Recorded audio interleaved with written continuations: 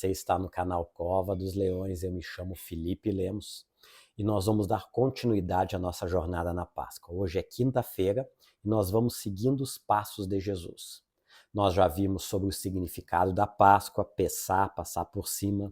Nós já vimos a entrada triunfal de Jesus em Jerusalém. Nós já vimos Jesus na ceia com os seus discípulos e o pacto da traição efetuado por Judas.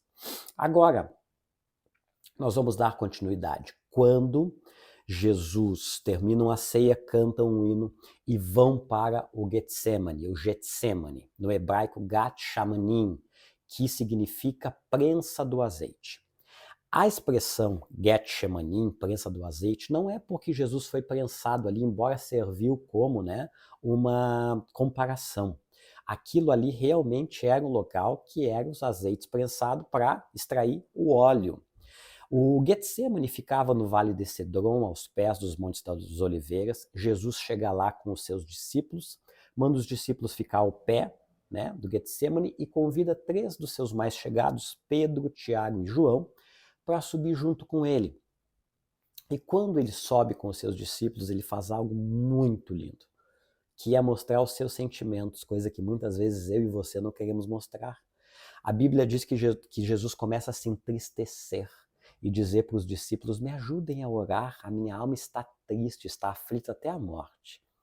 Se o próprio Jesus fala isso, por que eu e você não podemos expressar os nossos sentimentos? Existe um evangelho pregado por aí afora de uma forma tão equivocada que se eu dizer para Deus os meus problemas significa falta de fé. Mas então Jesus teve falta de fé nesse momento? Jesus teve falta de fé quando daqui a pouco nós falarmos, ele bradar: Pai, por que me abandonaste? É falta de fé dos Davi, Jeremias e todos os personagens bíblicos em determinados momentos expressar suas angústias? Não. Expresse as tuas angústias e não tenha medo de expressá-las. É curativo para você, porque vai libertar você de doenças psicossomáticas, que são doenças da alma, que se manifestam do corpo, e você pode falar para o Rei dos Reis, o nosso Pai Celeste, o nosso Abba Pai, o nosso Paizinho, que é o próprio Deus, que eu até estou com a camiseta escrito Deus aqui hoje.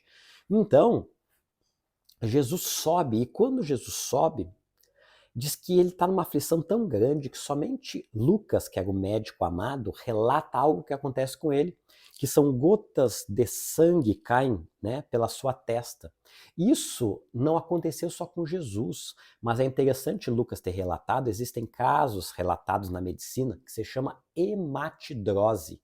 O que é hematidrose? Primeiro que ela só acontece em pessoas de estado de extrema aflição, de extrema angústia, onde os vasinhos sanguíneos da testa se rompem e unidos com as gotículas de suor da pessoa que está aflita, cai sobre forma de sangue. Então, hematidrose. Jesus por 3 vezes relata que ele volta e os discípulos estão orando, mas olha que interessante, somente Lucas, aí os evangelhos, cada um vai falando uma coisa, é interessante, Somente o evangelho de Lucas diz que os discípulos estavam dormindo de tristeza, porque eles se entristeceram com Jesus também. E é que nem uma pessoa depressiva que só quer ficar deitado, que não tem mais forças. E os discípulos possivelmente estavam assim também, estavam extasiados, estavam tristes. Na terceira vez, quando Jesus volta, daí diz: agora não adianta mais orar porque chegou a hora. Neste momento se escuta uma multidão muito grande vindo. A Bíblia fala em multidão, fala em turba, somente João fala em corte. Para você ter uma noção, corte na época era mais ou menos 1000 soldados. Não estou dizendo que tinha 1000 soldados para prender Jesus, mas dizia que tinha uma multidão. E aí, para reconhecer quem era Jesus, Judas vai até lá e dá um ósculo santo, que é um beijo, e Jesus lhe dá uma última oportunidade da salvação, dizendo: aqui vieste, amigo. Jesus não falou isso com ironia, Jesus falou no fundo do seu coração. Havia oportunidade ainda para Judas se arrepender, mas infelizmente ele jogou fora. É interessante que neste momento, somente o Evangelho de João, que é aquele que fala do Jesus Deus, conta um detalhe muito interessante. Que quando os discípulos, quando os guardas chegam para interrogar Jesus e perguntar: é tu mesmo, Jesus? Ele fala: eu sou, ego eimi, a mesma expressão utilizada por Deus quando manda Moisés falar com o faraó e dizer: quem é que eu digo que tu é? o eu sou. Diz que neste momento, quando Jesus fala eu sou, que os discípulos, os soldados, recuam e caem por terra. Imagina que cena é essa. Somente João, como eu falei, que relata o Jesus divino, é que fala sobre essa questão. Aí acontece um alvoroço. E nesse alvoroço, quando vão prender Jesus, Pedro tira sua espada e corta a orelha do soldado romano que se chamava Malco. E aqui Jesus realiza um milagre. Olha o amor de Cristo pelos seus acusadores. Diz que ele pega a orelha, ele realiza o milagre de novo. E ele diz, Pedro, tome cuidado. Se você quer viver pela espada, você vai morrer pela espada. E essa é uma grande realidade. Cuidado com você, que vive só no extremo, que qualquer coisinha que fazem para você, você quer vingança, você quer tirar a limpo, você não vai deixar assim, não vou levar desaforo para casa. Eu não estou falando, não estou falando que tudo nós temos que ser passivo. Claro que não. Eu estou falando em extremo. Tem pessoas que não podem, qualquer coisinha que acontece, até um oi, que esquecem de dar, que passa na rua e não vê a pessoa, não me deu um oi, agora eu não quero saber mais dessa pessoa. Cuidado. Você quer viver pela espada, daqui a pouco aparece um mais valente que você. Tome muito cuidado. Pois bem, Jesus é preso e é levado então ao Sinédrio. O que é o Sinédrio? O Sinédrio, a grosso modo, eu estou falando uma visão geral.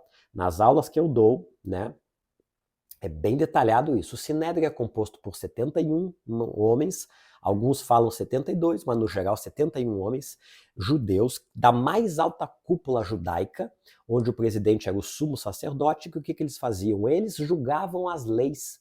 Ali passava também a tradição oral que era ensinada, né, pelos rabinos. Então era a mais alta cúpula do julgamento. Eles só não podiam condenar, ou seja, condenar já a morte e matar, porque eles estavam sob o domínio romano. Mas eles julgavam. E Marcos conta que se levantou ali, levaram falsa testemunha, e que os testemunhos não batiam. O evangelho de Marcos, aqui é interessante ler todos os evangelhos, porque eles vão dando riqueza de detalhes, né? E vai acontecendo toda essa questão, até que Caifás pergunta se Jesus dizia ser mesmo Deus, e Jesus diz, né, eu sou. O ego é em mim o mesmo utilizado por Deus, e diz que Caifás rasga suas vestes como um sinal, esse daqui disse uma blasfêmia, e neste momento começam a cuspir, começam a esbofetear Jesus, né, cumprindo lá em Isaías capítulo 50 e o verso 60, que diz exatamente que fariam isso com Jesus. E ali começa um alvoroço a bater em Jesus, a cuspir em Jesus, e nesse meio tempo os discípulos todos fogem, e no pátio está Pedro. E aí tem a velha e conhecida história onde começam a reconhecer Pedro, pelo modo de falar, por terem visto Pedro com Jesus, e diz que por 3 vezes Pedro diz, não conheço esse homem, eu não quero saber, parem de falar comigo. É interessante que somente o Evangelho de João diz que uma dessas pessoas que interroga Pedro era servo do sumo sacerdote e era parente do Malco, de quem Pedro tinha cortado a orelha, né? E o que é interessante nessa história toda? É interessante que ele nega 3 vezes. E olha que interessante, somente o Evangelho de Lucas conta um detalhe que é muito triste. Diz que quando Pedro nega 3 vezes e a trombeta toca, possivelmente, né, ali na troca da guarda, perto das 3 da manhã, o galo canta, ou se você acredita no galo, né, que foi o galo que fez o cocoricó, diz que Jesus olha para Pedro, de onde Jesus estava sendo julgado, e no meio da multidão os olhos se cruzam. Imagina que sensação não foi para Pedro. Tanto que depois diz que depois Pedro sai e chora amargamente. Mas graças ao bom Deus que Pedro se arrepende, metanoia, mudança de mente, mudança de atitude. Ou seja, Pedro depois vai ser restaurado, né? Com aquela conversa com Jesus, que eu até tenho um vídeo no canal que fala sobre isso, sobre o amor. Enquanto isso, Judas, né, foi e vai se enforcar. Poderia ter se arrependido? Sim. Judas não foi um predestinado à perdição. Poderia ter arrependimento e, infelizmente, colocou fora. É muito importante você entender uma coisa. Jesus, enquanto estava no Getsemane, chorando, na extrema angústia e aflição, conversando com Deus, ele diz, Senhor, se possível, passa de mim este cálice. Sabe o que estava dentro desse cálice? Os meus e os teus pecados. O pecado de toda a humanidade, desde o primeiro homem até o último. Que fardo pesado para Jesus. Mas sabe por que ele fez isso? Por amor. Por mim e por você. Ainda há tempo. Entregue-se ao seu amor. Convide Jesus para entrar no teu coração. Aceite-o. Arrependa-te dos teus pecados e procure tornar-se um discípulo, um seguidor de Jesus Cristo. A tua vida nunca mais será a mesma e, além disso, você terá um momento em que você, ou na sua morte, ou quando Jesus vier buscar a sua igreja, estaremos com ele pelos séculos dos séculos. O que é 70, 80, 90 anos, vamos dizer, comparado a uma eternidade, no céu ou no inferno. A escolha é sua e é feita aqui nesta terra. Se você tem gostado desse tipo de conteúdo, eu convido você a se inscrever no canal, se ainda não se inscreveu. Não se esquece de dar o seu like, o seu joinha. E amanhã nós vamos dar continuidade à nossa jornada da Páscoa. Amanhã, imperdível, a crucifixão. Crucificação, também chamada crucifixão. Que Deus te abençoe grandemente.